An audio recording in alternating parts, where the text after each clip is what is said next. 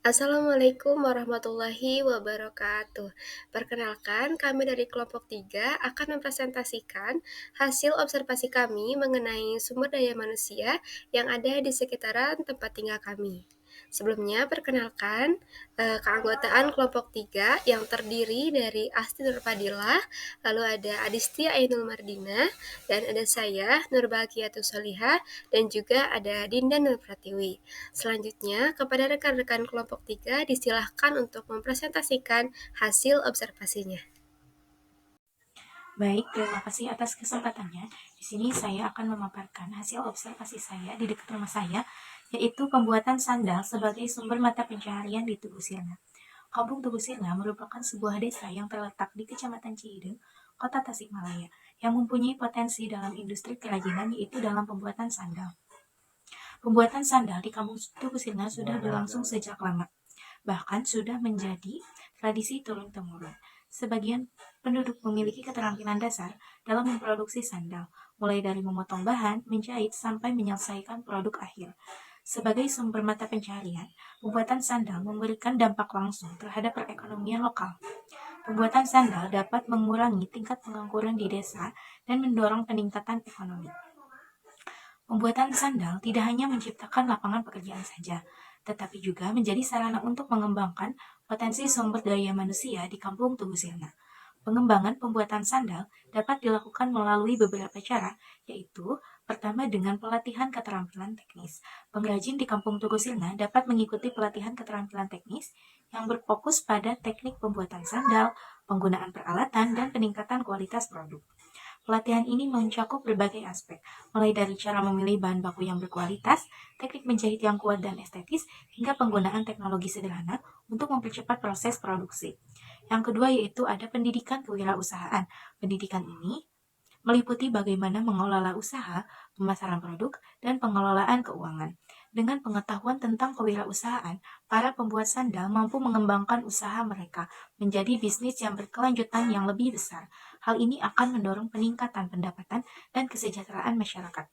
Yang ketiga yaitu peningkatan lingkungan kerja. Menciptakan lingkungan kerja yang baik dapat memperhatikan keselamatan dan kesehatan kerja akan meningkatkan produktivitas para pengrajin. Inovasi menjadi kunci penting dalam pengembangan industri pembuatan sandal di Kampung Tugu Sirna. Ada beberapa inovasi untuk mengembangkan dan melestarikan pembuatan sandal tersebut, yaitu dengan menginovasikan desain produk, seperti mengembangkan desain sandal yang lebih modern, menggunakan motif etnik khas Tasikmalaya, atau memanfaatkan bahan ramah lingkungan, seperti serat alami dan kulit sintetis. Penggunaan sosial media dan platform e-commerce untuk memasarkan produk sandal akan membuka peluang besar pasar yang lebih luas. Pemasaran digital memungkinkan pengrajin di Kampung Tugu Sirna untuk menjual produk mereka secara langsung kepada konsumen tanpa melalui perantara, sehingga meningkatkan keuntungan. Berikut ada beberapa dokumentasi yang saya abadikan. Mungkin sekian yang dapat saya sampaikan. Terima kasih. Oke, baik, untuk selanjutnya di sini saya akan mempresentasikan hasil observasi saya, yaitu mengenai bebegik Baladewa Sukamantri. Bebegik adalah salah satu bentuk kesenian tradisional yang berasal dari Kabupaten Ciamis, Jawa Barat. Secara etimologis, kata bebegik ini berasal dari kata begik yang berarti boneka atau patung besar yang digunakan untuk menakuti burung di ladang. Namun, seiring berjalannya waktu, bebegik ini telah berkembang dari yang tadinya sekedar alat pengusir hama menjadi sebuah kesenian yang sangat erat dengan nilai budaya dan sejarah panjang. Dulu bebegik ini sering digunakan dalam ritual tertentu yang bertujuan untuk menghormati roh nenek moyang dan sebagainya.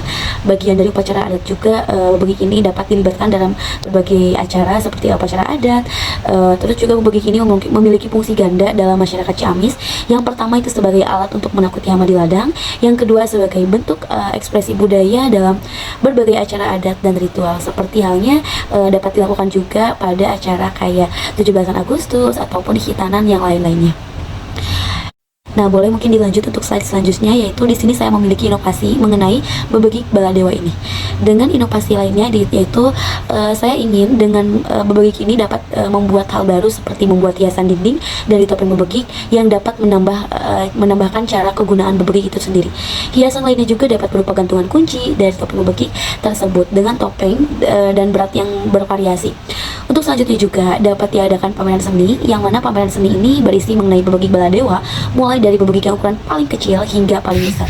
Untuk terakhir yaitu dengan mengadakannya museum bebegik, orang dapat mengetahui sejarah dan cara-cara pembuatan bebegik. Dengan dilestarikannya budaya bebegik baladewa ini dapat menambahkan wawasan baru yang orang lain yang belum mengetahui adanya bebegik baladewa Sukamantri ini.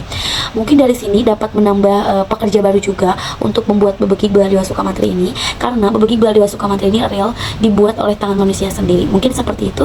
Saya lanjutkan kepada teman saya yang lainnya. Terima kasih. Saya mengobservasi di sekitaran Kelurahan Penyingkiran, tepatnya Kelurahan tempat saya tinggal. Nah, di mana sejak tahun 2023 banyaknya warung nasi yang buka. Nah, di mana pemilik warung nasi tersebut adalah tetangga saya sendiri gitu. Jadi selang beberapa rumah itu udah ada warung nasi, beberapa rumah ada warung nasi lagi. Selain membuka warung nasi, ada juga ibu rumah tangga yang berjualan keliling. Dan si pegawai yang bekerja di warung nasi tersebut adalah para tetangganya sendiri.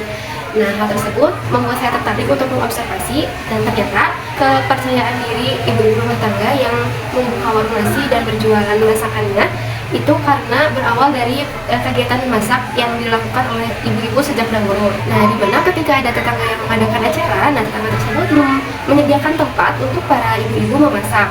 Nah, disitulah para ibu-ibu saling berbagi keahliannya, kemampuannya, dan saling belajar untuk memasak. Nah, selain itu juga ketika ada acara pengajian atau musyawarah warga, ibu-ibu selalu berdiskusi untuk membagi makanan dan bertukar makanan. Nyata kemampuannya dan keahlian memasaknya tersebut menjadikan bisnis dan membantu perekonomian keluarganya. Walaupun usaha tersebut bersampingan gitu, berdempetan, namun tidak menyebabkan kehancuran dalam kerukunan bertetangga. Lalu inovasi yang ingin saya buat adalah membuka sekolah memasak, dan di mana pengajarnya tersebut adalah ibu-ibu yang sudah mahir memasak, dan pesertanya itu adalah para remaja yang memilih untuk tidak bekerja ataupun tidak kuliah. Inovasi yang ingin saya buat ini bertujuan untuk mengembangkan keterampilan ibu-ibu dalam memasak.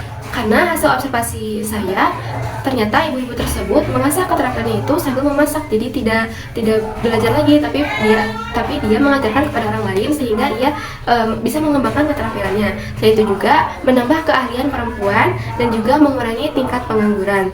Nah, kegiatan tersebut saya ingin mengadakan di aula kelurahan dengan mengeluarkan dana sebesar Rp5.000 bagi peserta untuk menyewa alat masak, dan juga untuk bahan-bahannya bisa membeli sendiri gitu, agar peserta tersebut tahu gitu kalau misalkan tujuannya membuat sayur asam. Nah, para peserta bisa membeli dan mengetahui apa saja bahan-bahan sayur asam tersebut. Itu yang bisa saya sampaikan mengenai hasil observasi saya. Baik, untuk selanjutnya, pabrik kue di Desa Sukasetia berdiri pada tahun 2017. Pabrik kue ini berperan signifikan dalam perekonomian lokal, memberikan lapangan pekerjaan bagi masyarakat setempat, serta menjadi bagian penting dari rantai pemasok makanan. Namun, agar industri ini dapat bertahan dan berkembang di tengah persaingan yang semakin ketat, diperlukan peningkatan kemampuan tenaga kerja melalui pengembangan sumber daya manusia. Adapun inovasi yang ingin saya kembangkan dari sumber daya manusia di pabrik kue di Desa Sukasetia, Kecamatan Cihurbeti ini, yang pertama pelatihan teknis dan produksi. Pekerja di pabrik kue perlu dibekali dengan pengetahuan teknis yang lebih mendalam tentang proses produksi. Untuk pabrik kue ini sendiri, karyawan perlu memahami teknik pembuatan kue modern, penggunaan bahan-bahan yang berkualitas, serta manajemen waktu dalam berproses produksi agar lebih efisien. Yang kedua yaitu pelatihan standar kesehatan dan keselamatan kerja atau K3. Kesehatan dan keselamatan kerja merupakan elemen penting dalam industri makanan. Pelatihan tentang K3 tidak hanya akan melindungi karyawan dari risiko kecelakaan kerja, tetapi juga meningkatkan kepercayaan konsumen terhadap produk. Pabrik perlu menerapkan protokol kebersihan yang ketat dan menyediakan alat pelindung diri yang memadai. Untuk selanjutnya yaitu pengembangan keterampilan manajerial. Pengembangan sumber daya manusia tidak hanya difokuskan pada pekerja di lini produksi, tetapi juga pada manajer dan supervisor. Mereka perlu dibekali dengan keterampilan manajerial yang kuat, seperti pengelolaan sumber daya, perencanaan produksi, dan pengembangan strategi pemasaran yang efektif. Dengan manajemen yang baik, pabrik kue dapat beroperasi lebih efisien dan mencapai target produksi yang optimal. Yang keempat yaitu peningkatan keterampilan pemasaran dan branding. Di era digital ini, pemasaran menjadi salah satu faktor utama dalam keberhasilan bisnis. Pabrik kue di Desa Sukasetia dapat mengembangkan keterampilan pemasaran digital bagi staf yang bertanggung jawab dalam bidang pemasaran. Pemanfaatan media sosial, pembuatan konten kreatif, dan peningkatan brand awareness sangat penting untuk menjangkau pasar yang lebih luas. Mungkin cukup sekian yang dapat saya sampaikan. Berikut ini ada dokumentasi saat saya observasi. Sekian dari saya kembalikan kepada moderator. Baik, terima kasih atas perhatiannya. Mohon maaf apabila ada kesalahan. Sekian dari kami. Wassalamualaikum warahmatullahi wabarakatuh.